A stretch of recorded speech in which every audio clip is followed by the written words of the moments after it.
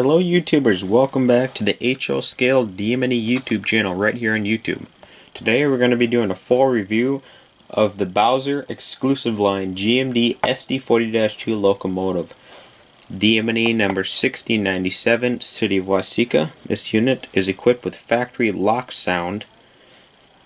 It MSRPs for $299.95 and without sound it is $199.95.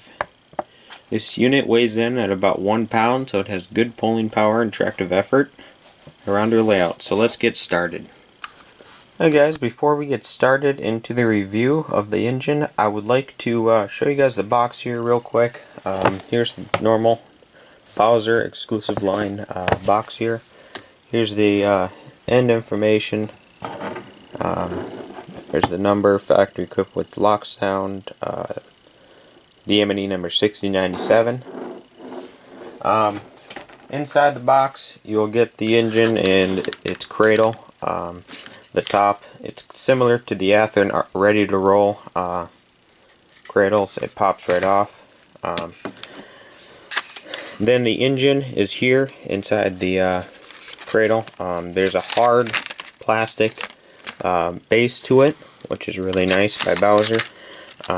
The engine you have to unscrew from the bottom. There's screw holes in the bottom, and those screws screw right into the fuel tender of the engine on the bottom. So make sure you take those out. I know some guys that may never had Bowser engines before, like me, try to take the engine out of the cradle and it wouldn't come out, and then found out there were screws actually screwed into the engine.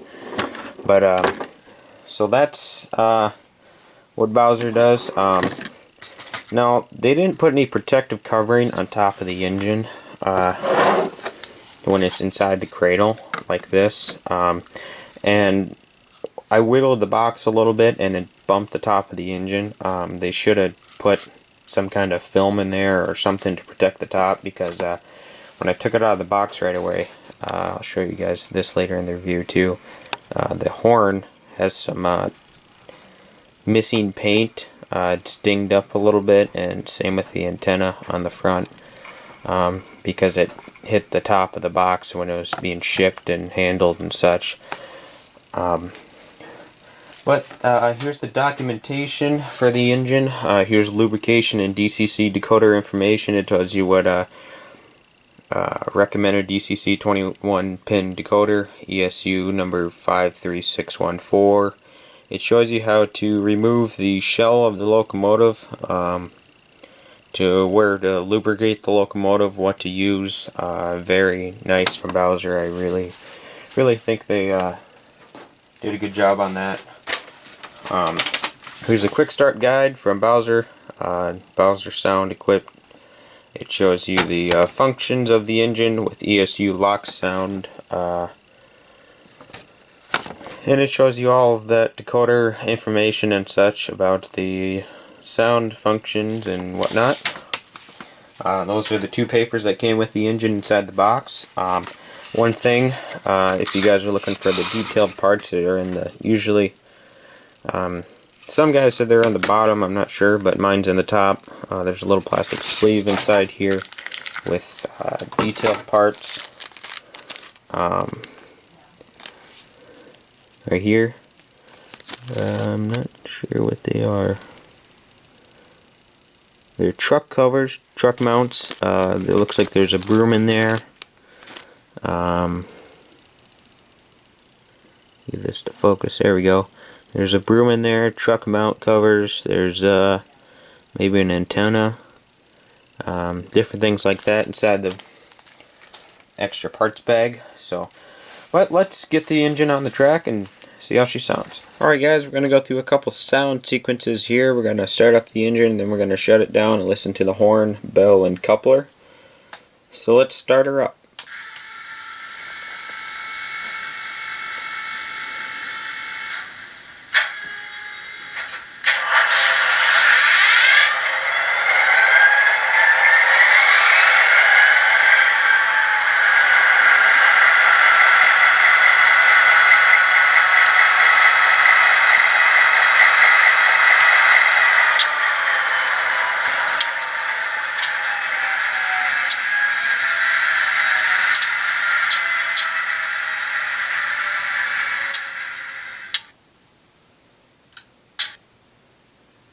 Alright, let's listen to the bell.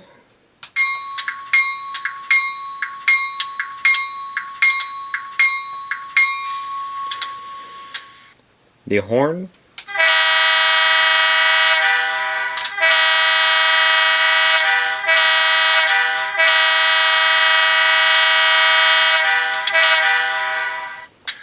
Coupler.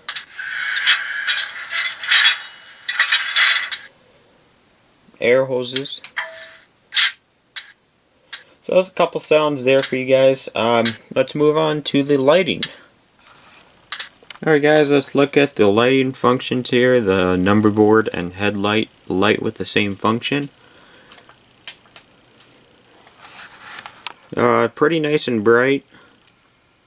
I think it looks great. There's no seepage through light that I can see so far through the number boards or headlight. So that looks good. Let's look at the ditch lights next. Ditch lights are also nice and bright, go right along with the headlight there.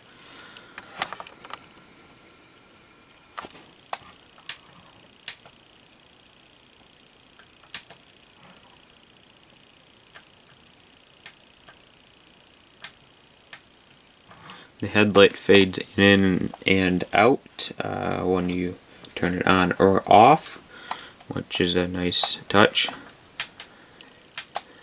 Now let's look at the back headlight. Alright guys, here's the back of the engine. Here's the lighting for the rear headlight.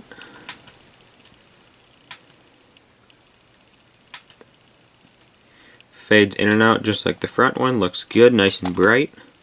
This unit has a single rear headlight. Now let's move on to the detail. Alright guys, we're going to check out the details on the locomotive, starting from the front to back, bottom to top. Starting at the bottom here, the couplers on both sides, front and back, are nice metal couplers. Knuckle hook, obviously. Nice MU hoses, air hoses. They're painted pretty good. There's a little bit of splash on the air hoses. The ditch lights look nice. There's no visible wires. They're tilted correctly. The coupler lift bar does not move on the front, but it does move on the back. The railings on the front, the yellow is painted on, it looks like. I'm not sure about that, but they did a nice job. It's not chipping, it's not sloppy. I know the Athearn models chipped quite often and they're ready to roll, but this one seems pretty nice. So good job Bowser on that. The DM&E on the front of the nose, nice and crisp. The light on the front seems nice. It doesn't go through the plastic at all.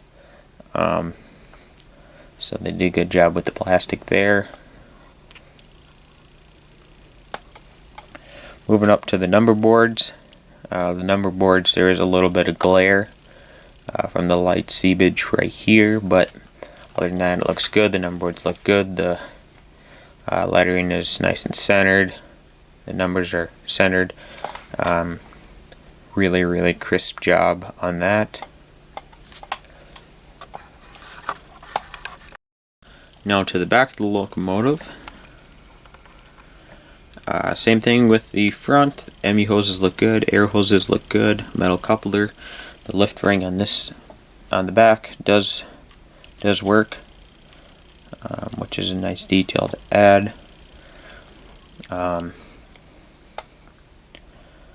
The drop step works on the back. There is not one on the front, but I think that's a really cool detail for them to add to the models. Grab irons look all good. These ones are painted or molded. I think they're painted. They match the stripe perfectly. Same with the blue. So they did a good job with that. I know some manufacturers cast their grab irons and such, and the paint doesn't match. The colors don't match. It's to say It looks kind of weird, but they did a good job here. The DM&E on the back is nice and crisp, along with the numbers as well. Headlight, same at the back. There's no light seeping through any plastic. It's solid, looks good, looks very prototypical.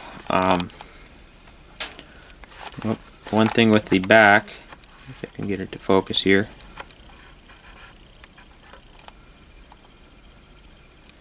is the hoses. There's the hoses that run along the roof and to the back here. They are not. There are two pieces here, and you can see a crack there, and they do look a little separated. Yep, they're separated. So you may have to glue those down if you're, if you touch the roof quite a lot. You got to be careful of the detail there because they may break pretty easy. I'm not sure how easy it is to get parts from Bowser because this is my first engine I've ever owned from him. But we'll move on to the roof, and I'll show you guys the pipes there.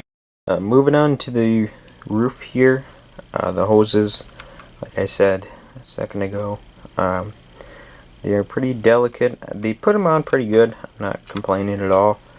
But the back part is definitely separate, so you may have to glue that eventually. The fans look good. Not sure if they're movable. No, they're not movable. But the horn on the top, whoops, sorry guys. The horn on the top is scraped up from the box like I explained earlier. So I had to touch that up with paint. If you're ever going to transport it again, I suggest you put some film in the box to prevent that from happening. Dynamic brake housing looks good.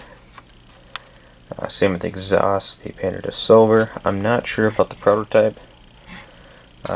Usually that turns black within a week anyway, so you really can't tell what color it is. But lift rings look all good on it. They're nice and straight. They're not bent. They're not broken. Most of the paint is on them. Come up to the front here, the antenna. There's a little bit of spray paint on the front from the box. There's a separation between the number board compartment and the cab. It was like that when I got it. I'm not sure if it pops back in or not. No, it doesn't move really. You might have glued it in like that. But you can see the wires through, and I'm not sure if you can see the light through it or not, but if I can see the light, I'll try and fix that. But go down to the front, the nose, it's painted black, which is prototypical. Grip.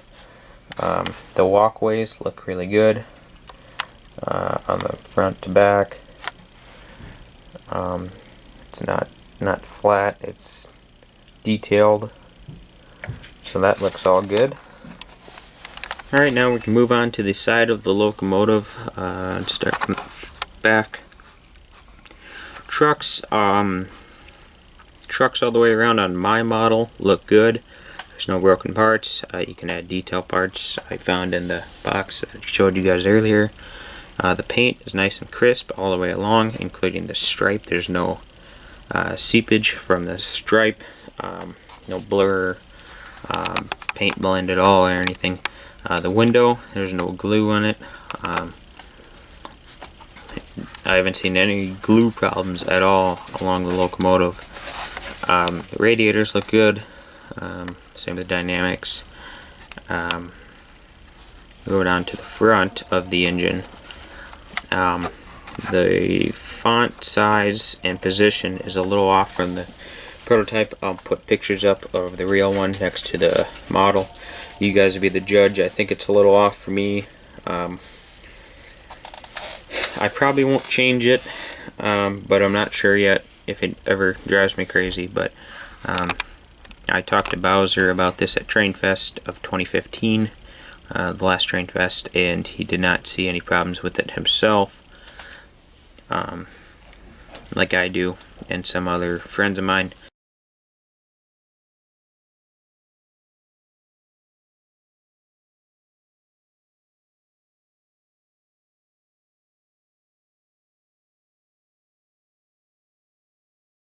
The window sills, they're supposed to be silver and they're actually painted blue.